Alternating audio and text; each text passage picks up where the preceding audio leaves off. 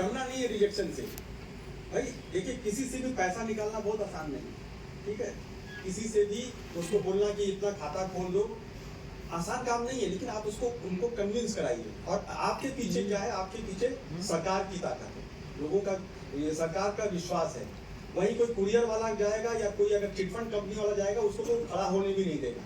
लेकिन कम से कम आप जाएंगे तो सम्मान से बैठाएगा। हो सकता है वो उसके पास कोई परेशानी हो सकता है बोले कि भाई मेरे पास अभी पैसा नहीं, मैं बाद में आऊँगा, लेकिन वो करेगा जरूर।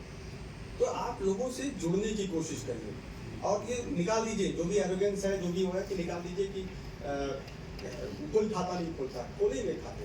सिंपल तरीका है, लोगों से जुड़िए, जगह जगह कैंप्स लगाइए और आपके मेल ओवरसीयर्स हैं, अपने एसबीआई से बात करिए, इनको बोलिए कि सर हमको ये प्रॉब्लम हो रही है, हमको ऐसे कराइए, तब जा करके हम काम करेंगे, काम कर पाएंगे। इसी तरह से अभी हमने माइनस बैलेंस का, एक्सेस बैलेंस का देखा। एक्सेस बैलेंस में मुझे बहुत खुशी है कि ज़्यादा एक्सेस बैलेंस नहीं है यहाँ पे, क्योंकि एक्सेस बैलेंस अगर आप रखेंगे वो आप सभी लोगों के लिए प्रॉब्लम होता है। फिजिकल वेरिफिकेशन होता है, आप उतना कैश नहीं प्रोड्यूस कर पाते हैं, फिर दुनिया भर की दिक्कतें होती हैं। आप लोग पुट ऑफ होंगे, सस्पेंड होंगे, तमाम चीज़ें होंगी, और जो सामाजिक प्रतिष्ठा होती है वो तो अलग होती है, सबको पता चल जाता है। और सब नमक मिर्च लगा के बताते हैं, आपने किया थोड़ा सा होगा या हो सकता है नहीं भी किया हो, लेकिन सब बोलेगा ये तो चोर आदमी है ना। तो ये नहीं करना है। जो भी आपके पास एक्सेस बैलेंस है उसको तुरंत तत्काल मेल ओवरसीयर, आपके एसबीआई, उनको बताइए, उसको कतई मत रखिए, किसी लालच में नहीं पड़ना है। अक्सर मैं देखता हूँ, मैं जब डिसाइड करता हूँ क्या हुआ, तो सर मेरे घर में कोई बीमारी हो गई, पैसा वहाँ खर्चा हो गया। अरे सरकार का पैसा बीमारी के लिए छोड़ना है, कुछ और तरीका अपनाइए। और जब जिसको ये एक बार इसकी आदत पड़ गई वो हमेशा करेगा। और हमारा अकाउंटिंग सिस्टम इतना अच्छा है हमारे डाक विभाग का कि कभी ना कभी जरूर पकड़ेगा। ये करना नहीं होता, ठीक है। और ये हम लोग वॉच करते हैं, टेक्नोलॉजी अभी ऐसी है, एक एक ऑफिस का पता चलता है। और हमारे डीपीएस साहब तो नहीं है, वो हमसे 4 कदम आगे हैं स्ट्रिक्टनेस के मामले में। मैं तो बोलता हूँ सुपरिटेंडेंट लोगों की मीटिंग में, इनको मैं कहता हूँ कि मैं आप लोग को चैलेंज करता हूँ, जहाँ वो चले जाए और कोई सस्पेंड ना हो। वो जहाँ निरीक्षण करने जाते हैं 2-3 लोग सस्पेंड करके ही आते हैं, और उनका 2-3 इशू है जिसपे मैंने जो उनको फ्री हैंड दिया है वही वो काम करते हैं। तो मेरा कहने का मतलब है कि ऐसा किसी को मौका नहीं देना है जिससे कि आपका कोई नुकसान हो जाए। अच्छे से अपना काम करेंगे। जीडीएस वेलफेयर मेजर्स के बारे में बात हुई, 12, 24, 36। आप लोग ने फिर से एक बार मुझे हाथ उठाइए, क्योंकि इसमें हम लोगों ने बहुत मेहनत की। किसको किसको मिल गया 12, 24, 36? ओके, चलिए, बड़ी खुशी की बात है। जिनको नहीं मिला है या तो लोग 12 साल नहीं हुआ होगा, ठीक है। और जिसको कोई प्रॉब्लम है, जिनका अगर मान लीजिए किसी की कुछ सजा वजा चल रही, जैसे खत्म होगा उसके बारे में भी हम लोग सोचेंगे, उस पर भी विचार किया जाएगा। इसके साथ साथ आपको वेलफेयर स्कीम्स के बारे में हम लोगों ने थोड़ा बताया। हमारे पास एक प्रपोजल नहीं आता। एसएसपी साहब, इस पर प्लीज इसकी थोड़ा सा आप बात करिए। मुझे बड़ी खुशी होगी जब आप लोगों का प्रपोजल आएगा। कोई स्कूटर का एडवांस मांगेगा, कोई कंप्यूटर का एडवांस मांगेगा, कोई जो है मुझे मैटरनिटी लीव मांगेगा। मैं बहुत खुश होऊंगा आप लोगों का। मेरे पास एक नहीं आता है, एक भी नहीं आता। मैं बाई मंथली मीटिंग लेता हूँ, आप लोगों के जो प्रतिनिधि हैं वो बोल के चले आते हैं, किसी का कुछ नहीं आता मेरे पास। मुझे बहुत खुशी होगी जब आप लोगों का कुछ असिस्टेंस के लिए आएगा। कोई मैटरनिटी के लिए मांग रहा है, कोई स्कूटर एडवांस मांग रहा है, कोई बच्चों की पढ़ाई के लिए अगर आप लोग आवेदन करेंगे, हम लोग को बहुत अच्छा लगेगा उसको देने में। लेकिन दुर्भाग्यवश एक भी हमारे पास नहीं आता। मैं चाहूँगा एसएसपी साहब एक बार फिर से जितनी वेलफेयर स्कीम्स हैं उनके बारे में उनको बताएं, और आप लोग प्लीज़ उसका लाभ उठाइए। आप कहीं से इधर से उधर से ज़्यादा ब्याज में पैसा लेते हैं, आप हमसे लीजिए, असिस्टेंस लीजिए, आपको आसान किस्तों में मिलेगा। आप अपनी जिम्मेदारियों को भी पूरा कर सकते हैं। इवन घर बनवाने के लिए, कमरा बनवाने के लिए, जमीन खरीदने तक के लिए पैसा मिलेगा आपको, 50,000 रुपये, जो भी लिमिटेड मिलना है। अगर आप लोगों को कोई मेडिकल असिस्टेंस चाहिए वो भी मिलेगा। आप भेजिए, मुझे खुशी होगी, लेकिन आता ही नहीं। अब पता नहीं क्या है। ये शायद इसलिए है कि देखिए क्या होता है ना, कि आदमी जो होता है ना, एक ही आदमी का व्यक्तित्व अलग अलग नहीं हो सकता। ऐसा कतई नहीं हो सकता कि आदमी जो है घर में तो घर में वो बिल्कुल वो मतलब कि बहुत ज़्यादा अलर्ट हो, बहुत हार्ड वर्किंग हो, बहुत मेहनत करने वाला हो, और ऑफिस में नहीं करे। जो आदमी है उसका नेचर एक है, वो घर में भी मेहनत करेगा और वो अपने ऑफिस का भी काम अच्छा करेगा। और अगर वो घर में आलसी है तो ऑफिस में भी आलसी होगा। और कभी कभी क्या होता है, वो आलस हमको हमारे ही काम में भी नुकसान पहुंचा देती है। आपको मालूम है कि हम ये दे सकते हैं, लेकिन कभी होता है क्या, वो आलस होता है कि हम फॉर्म नहीं भरते या हम कोशिश नहीं करते, इसलिए नहीं होता है। मैं ये चाहता हूँ आप लोग प्लीज भरिए इसको फॉर्म, बहुत अच्छी अच्छी स्कीम्स सरकार के पास है आपके लिए, आपके वेलफेयर के लिए। आप लोग भरिए, आवेदन करिए, उसको हम लोग करने की कोशिश करेंगे। इसके अलावा एक मैंने आपको वीडियो दिखाया था, आपने देखा, पहला वीडियो जो था वो केरल का था।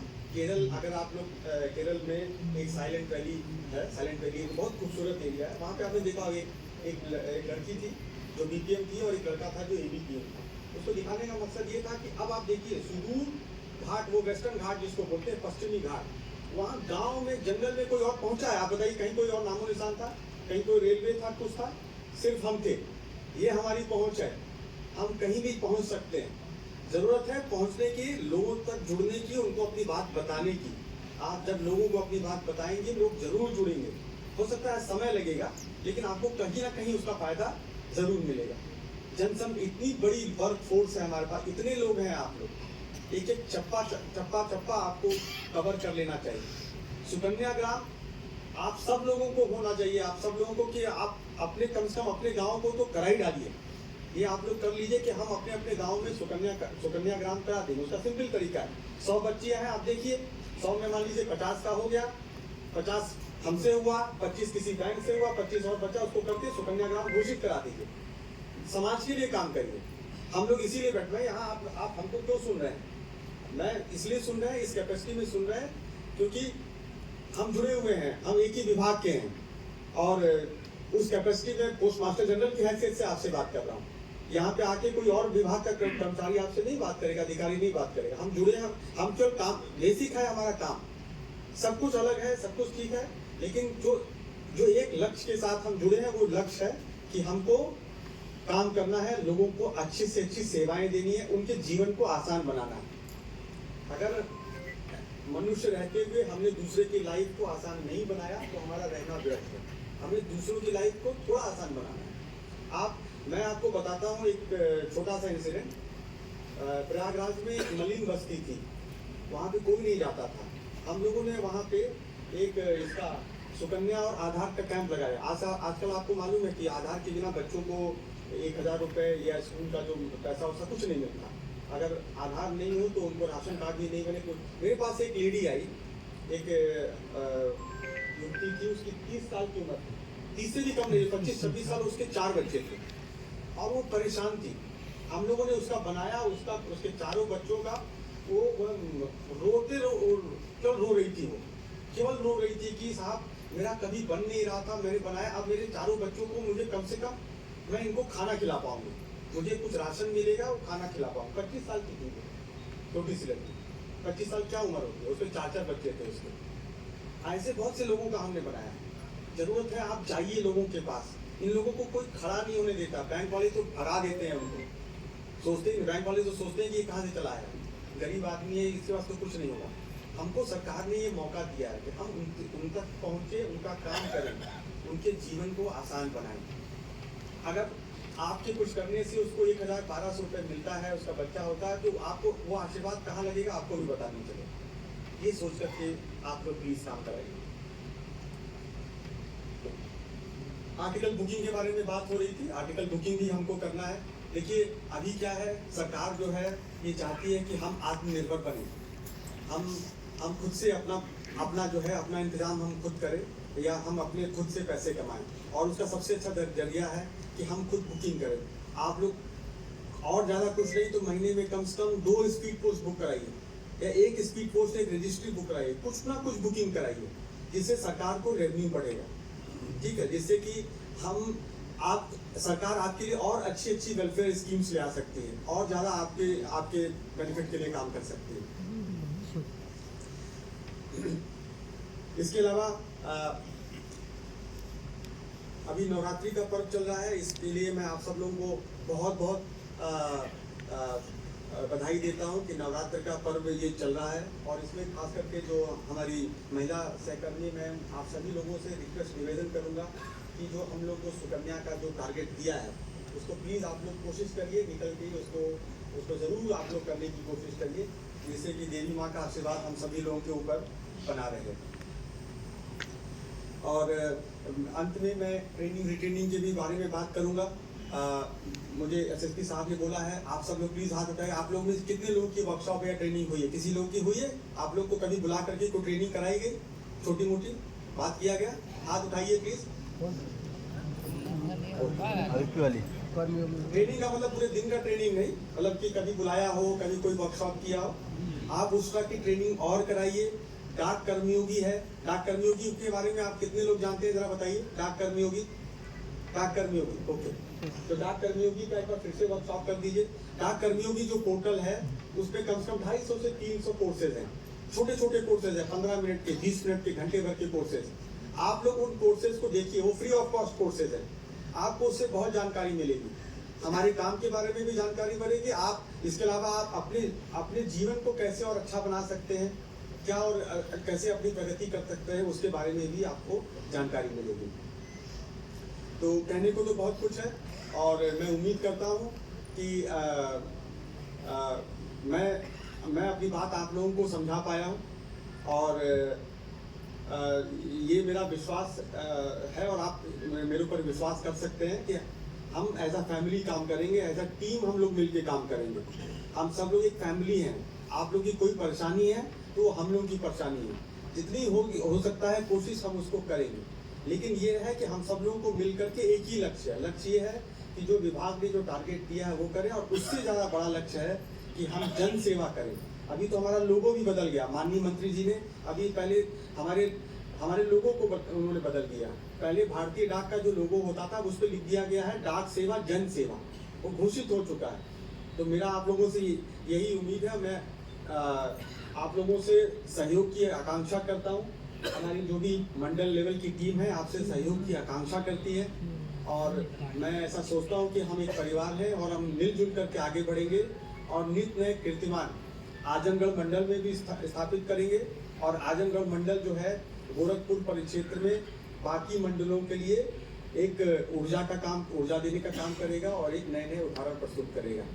इस अवसर पर जो हमारे एसडीआई और एसपी हैं, ये लोग ने जो शानदार काम किया है हमारे एसएसपी साहब के नेतृत्व में, इनको भी मैं बहुत बहुत बधाई देता हूँ। मैं उम्मीद करता हूँ कि जो आप काम कर रहे हैं उससे बेटर आप काम करेंगे, क्योंकि देखिए सरकार में कहावत है कि जो काम करता है उसको काम ही मिलता है, ठीक है। तो काम जितना करेंगे और काम मिलेगा। लेकिन ठीक है, जो काम करने की जो संतुष्टि होती है ना, वो उसके बाद जो शाम को जो नींद आती है रात में, उसका कोई वो नहीं, कोई उसका कोई विकल्प नहीं। तो मैं एक बार फिर से यहाँ पे आप सब लोगों को बहुत बहुत धन्यवाद देता हूँ कि आपने बहुत सब्र के साथ, पेशेंस के साथ मुझे सुना।